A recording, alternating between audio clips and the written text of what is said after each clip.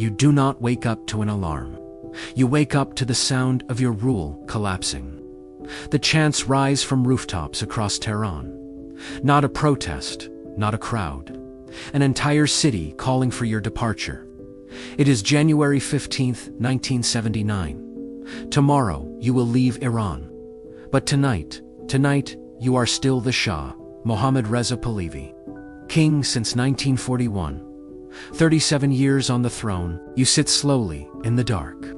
The palace feels larger than it ever has. Power, when it weakens, makes space feel endless. You have not truly slept.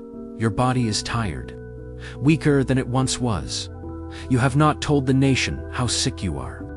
A king is not meant to look fragile, but tonight you feel it. The illness, the weight, the uncertainty. In 1941, you were only 22. The world was at war. Foreign forces entered Iran. Your father was forced to abdicate, and suddenly, you were king. You did not choose the moment. The moment chose you. You believed history had handed you a mission. To modernize, to strengthen, to transform. You did not want to preserve the past.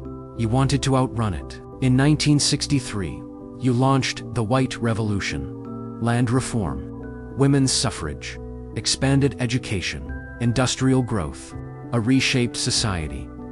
You believed Iran could leap forward. Oil revenues surged. After 1973, the money multiplied. Tehran rose with highways and skyscrapers. The military became one of the strongest in the region. Western leaders praised you. US President Jimmy Carter called Iran an island of stability. You stood tall in diplomatic halls, confident, certain. But stability on the surface does not always mean calm beneath. Modernization moved quickly. Too quickly for some, rural families relocated to cities. Inflation rose. Inequality widened. Traditional merchants felt displaced. Clergy felt ignored. Students began to question. You saw growth statistics, but you did not see resentment forming. You believed speed meant strength, but speed can fracture identity. And identity does not disappear quietly. You relied on SAVAK, security, surveillance, control.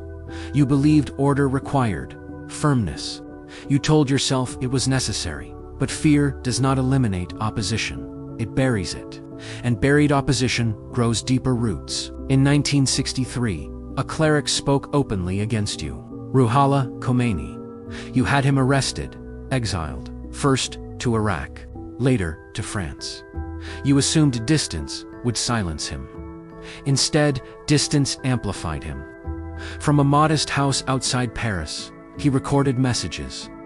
Cassette tapes traveled across borders, from mosque to mosque, from hand to hand. While you spoke the language of policy, he spoke the language of dignity.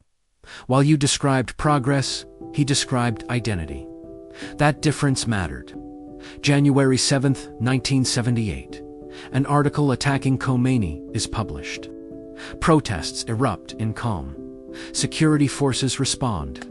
Deaths follow. In Shia tradition, mourning occurs 40 days later. 40 days later, larger protests. Then 40 days after that, even larger. Grief became momentum. Momentum became movement. August 19th, Cinema Rex burns. Hundreds die. Blame spreads. Anger multiplies. September 8th, Black Friday. Troops fire on demonstrators. Blood stains the streets. From that day forward, the demand was no longer reform, it was departure. Strikes paralyzed the country. Oil workers stop production.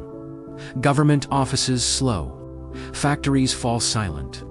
The economy trembles. On January 3, 1979, you appoint Shapur Bakhshar as Prime Minister.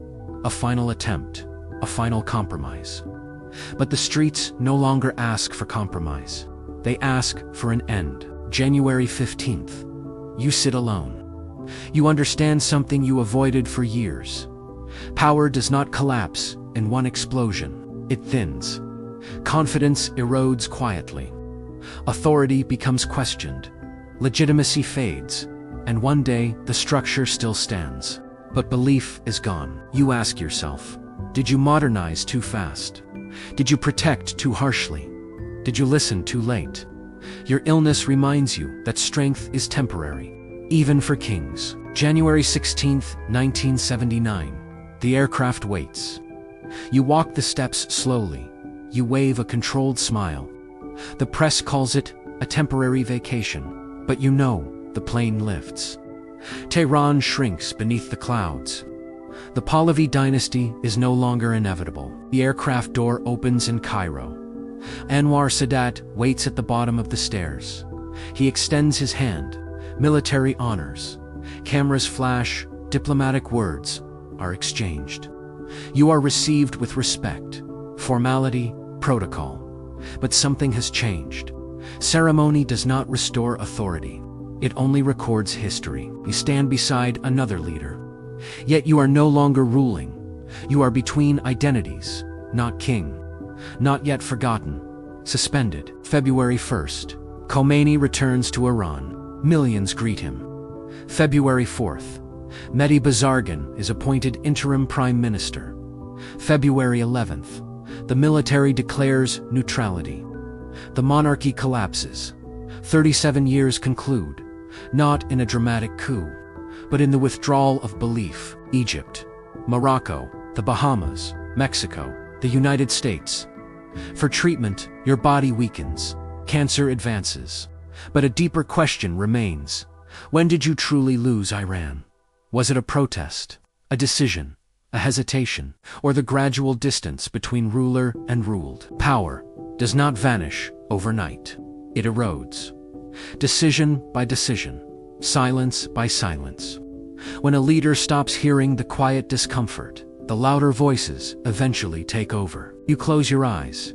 The sound of the aircraft merges with distant rooftop chants. And a final thought settles in.